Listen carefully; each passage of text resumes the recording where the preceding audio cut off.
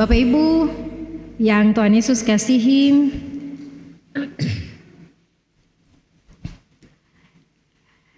ini Paulus tulisannya ini ketika dia ada dalam penjara. Dia menulis kepada jemaat di Filipi, dan jemaat di Filipi ini ada di Makedonia. Jemaat ini salah satu dari 3 jemaat yang disebutkan dalam Alkitab yang ada di Makedonia. Mereka ada dalam kondisi keadaan di mana mereka merasa ditindas karena orang-orang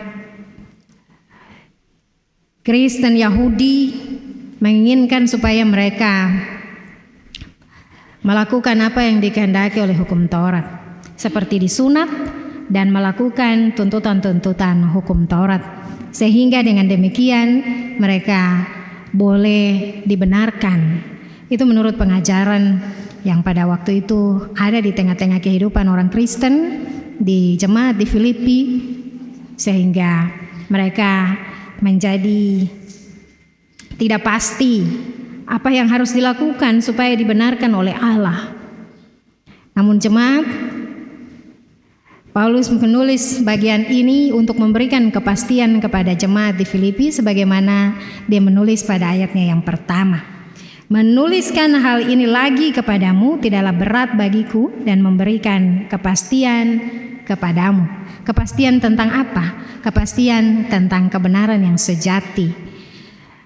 Bukan kebenaran yang semu yang diajarkan oleh para pengajar-pengajar yang pada waktu itu menindas mereka, jemaat di Filipi, bahwa mereka harus melakukan hukum-hukum Tuhan yang disebutkan dalam perjanjian lama dengan baik, tidak bercela, seperti orang Farisi, dan mereka harus disunat pada hari ke-8 seperti tuntutan hukum yang ditulis di dalam Kejadian 17 ayat 12, Imamat 13 ayat 2. Namun Paulus untuk memberikan kepastian kepada jemaat di Filipi, dia mau katakan bahwa itu kebenaran semu yang sebenarnya Paulus sudah lewati itu.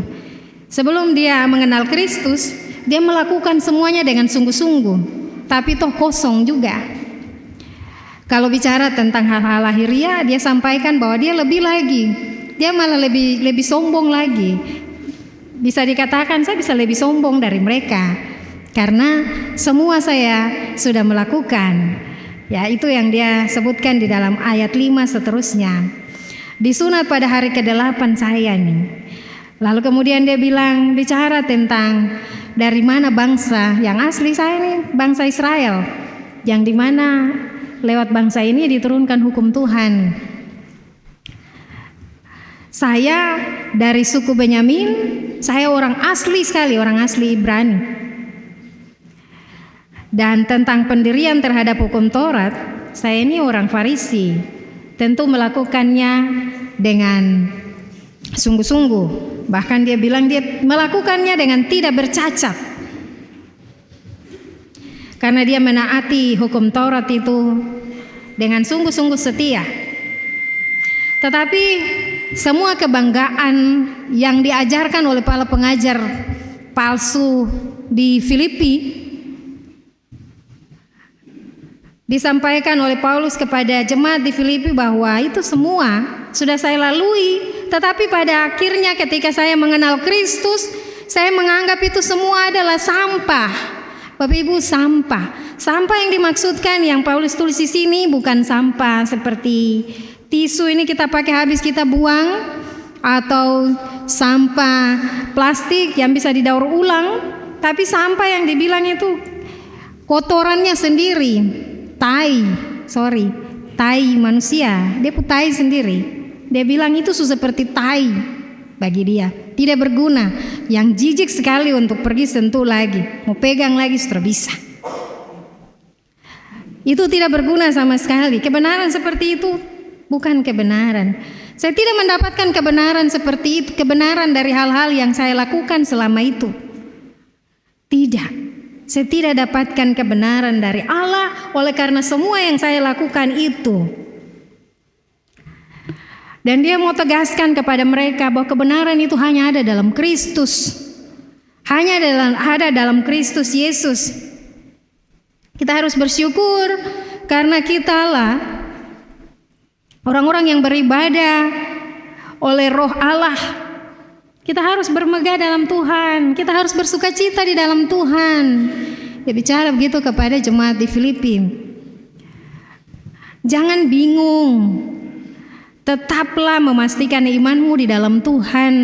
Di dalam Tuhan Yesus saja kamu memperoleh kebenaran. Sebab kebenaran tidak pernah diterima oleh manusia dari diri manusia atau dari dunia. Dunia bisa menilai, tetapi kebenaran yang sejati itu datangnya dari Allah sendiri. Itu anugerah, itu pemberian dari Tuhan kepada jemaat Kristen, kepada orang-orang yang telah mengenal Kristus, telah mengenal kuasa kebangkitannya, dan yang telah mengenal persekutuan dalam penderitaan dengan Kristus. Sehingga dengan demikian itulah yang menjadi dasar bagi Paulus untuk walaupun di penjara, walaupun menderita, walaupun ada dalam pergumulan berat, dia tetap bersukacita. Dia mengajak jemaat untuk tetap bersukacita dalam penderitaan berat yang mereka alami. Tetaplah bersukacita sebab kebenaran sejati telah Tuhan anugerahkan bagi kita. Dia mau bilang seperti itu bagi jemaat di Filipi. Dan dia sampaikan bahwa sekarang yang saya kehendaki itu, tujuan saya hanyalah supaya mengenal Kristus dan mengenal kuasa kebangkitan Kristus serta persekutuan dalam penderitaan Kristus, di mana saya akan menjadi terus serupa dengan Kristus dalam kematiannya. Itu yang Paulus sampaikan untuk menguatkan jemaat Filipi, bagaimana dia memiliki sikap iman di dalam dirinya. Dan sampai pada akhirnya dengan demikian dia akan dibangkitkan dari antara orang mati dan memperoleh tubuh yang baru seperti pembacaan pada minggu yang lalu. Jadi sekali lagi Paulus mau bilang kepada jemaat di Filipi, itu bukan diraih dengan kekuatan kita. Itu bukan diraih dengan usaha-usaha kita untuk menaati setiap hukum-hukum Tuhan. Tetapi itu sudah diberikan kepada kita. Itu sudah diberikan kepada umat di Filipi. Sehingga atas dasar itulah mereka kiranya bersukacita di dalam Tuhan, membangun imannya di dalam Tuhan, membangun persekutuan yang intim dengan Tuhan setiap saat, sehingga mereka lebih mengenal siapa Kristus itu, bagaimana kuasa yang ada di dalam Dia membangkitkan dan menghidupkan, memberikan kekuatan di dalam penderitaan, di dalam pergumulan berat yang dialami oleh jemaat di Filipi. Dan yang harus dilakukan oleh Paulus, dia sampaikan di dalam ayat 12 dan seterusnya. Sepertinya saya sudah memperoleh. Jadi Paulus bicara mau menyadarkan jemaat di Filipi bahwa sepertinya kita sudah memperoleh keselamatan. Jadi kita boleh santai-santai saja. Tidak. Dia bilang seolah-olah aku telah memperoleh hal ini atau telah sempurna, melainkan dia bilang bukan seolah-olah aku telah memperoleh hal ini atau telah sempurna, melainkan aku mengejarnya. Kalau aku dapat juga menangkapnya, karena aku pun telah ditangkap oleh Kristus Yesus. Jadi walaupun dia sudah menerima keselamatan itu sudah dalam hati pikirannya, kebenaran sudah diperolehnya di dalam Kristus, tapi dia terus berjuang untuk mengenal Kristus, berjuang untuk melakukan yang Tuhan kehendaki di dalam kehidupannya, bukan lagi untuk mencapai kebenaran, tetapi hanya supaya Dia menunjukkan wajah Kristus di dalam kehidupannya tiap-tiap hari, di dalam pelayanannya tiap-tiap hari. Orang dapat melihat pergumulan dan penderitaan jemaat di Filipi atau pergumulan dan penderitaan dari Paulus, dan mereka dapat melihat bagaimana Kristus ada di dalam diri mereka. Mereka menjadi kuat di dalam pergumulan, mereka menjadi kuat teguh di dalam penderitaan yang Tuhan izinkan mereka alami. Bahkan iman mereka semakin teguh di dalam Tuhan. Dia bilang dia lupa apa yang ada di belakangnya, dan dia mau mengarahkan diri hanya kepada apa yang kekal di hadapannya. Dia menyamakan itu seperti seorang pelari di dalam lomba lari. Dia harus fokus kepada tujuan untuk mendapatkan hadiah. Demikian Paulus dia mau bilang bahwa seperti seorang pelari, dia juga harus melakukannya dengan berfokus kepada panggilan sorgawi dari Allah di dalam Kristus Yesus. Panggilan untuk serupa dengan Kristus di dalam hidupnya. Jadi dari dia mulai mengenal Kristus, dia bertobat, dia berbalik hidupnya, lalu dia memberikan hidupnya kepada Tuhan, mengalami pergumulan penderitaan, dia tetap bersukacita, dia tetap teguh iman di dalam Tuhan. Itu Paulus. Karena itu dalam ayat 15 dan 16 Paulus mengingatkan kepada jemaat. Karena itu mari kita yang sempurna berpikir demikian. Pikirlah demikian. Jangan memikirkan hal-hal yang lain. Jikalau lain pikiranmu tentang salah satu hal itu akan dinyatakan Allah juga kepadamu. Tapi baiklah tingkat pengertian yang telah kita capai, kita lanjutkan menurut jalan yang telah kita tempuh. Dengan demikian, Bapak Ibu Saudara yang Tuhan Yesus kasihi, bagian ini mau bilang orang bahwa tidak ada kebenaran yang bisa ketum buat dari ketumpu diri sendiri. Tidak ada kebenaran yang kita bisa dapat dari Tuhan dari ketumpu usaha untuk melakukan hal-hal keagamaan kah, untuk mencari kebaikan, membuat kebaikan di luar sana supaya Tuhan memuji kita kah. Tapi ingatan, Tuhan bilang semua kesalehan kita seperti kain kotor saja. Jadi karena itu dengan rendah hati mari kita mengucap syukur kepada Tuhan. Mari kita bersukacita dalam kehidupan kita setiap hari, berpegang teguh pada Yesus saja. Lalu apa yang mesti kita buat? Usahakan supaya setiap kali dengar firman Tuhan kita belajar tentang sesuatu yang baru. Lalu kita pegang itu, kita lakukan itu dalam ketumpu hidup. Jangan dengar firman Tuhan lalu pulang hidup sama saja. Boleh.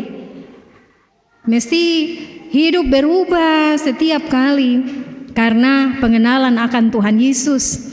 Tuhan Yesus sudah memberikan kebenaran yang sejati di dalam Kristus dengan mengampuni kita dan menuntun kita dengan Roh-Nya yang kudus.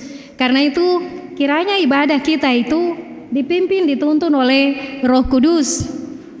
Selalu minta pada Roh Kudus supaya Roh Kudus ajar ketung untuk semakin mengenal Tuhan Yesus, mengenal kehendaknya, sehingga kita bisa kuat, teguh, tahan di dalam penderitaan yang Tuhan izin untuk kita alami. Percaya. Kalau mau bilang percaya pada kebangkitan, percaya juga bahwa ada kuasa kebangkitan yang bisa menguatkan ketong di dalam hidup tiap-tiap hari. Jangan kalah dengan pergumulan yang ada dalam hidup.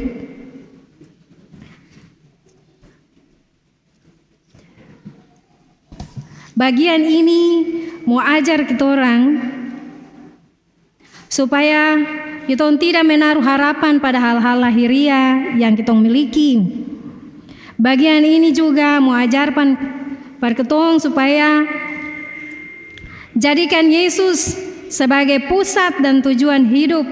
Sebab kebenaran sejati itu kita peroleh hanya di dalam persekutuan yang intim dengan Tuhan di dalam Yesus Kristus. Karena kata pengenalan di sini bukan sekedar tahu, bukan sekedar kenal, tetapi ini bicara mengenai relasi yang intim dan pribadi dengan Tuhan.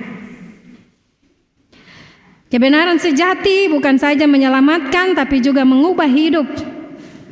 Seperti Paulus, ketika mengenal kebenaran sejati di dalam Yesus, hidupnya berubah, hidupnya dipersembahkan untuk pelayanan dan pekerjaan Tuhan.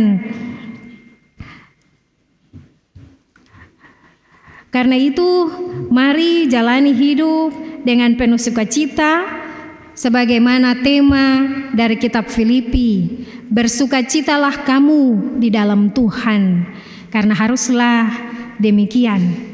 Bersukacitalah senantiasa di dalam Tuhan. Apapun yang kita alami, mari tetaplah bersukacita, ikut Tuhan senantiasa, mengenal Dia dan terus menjadi baru serupa dengan gambarannya.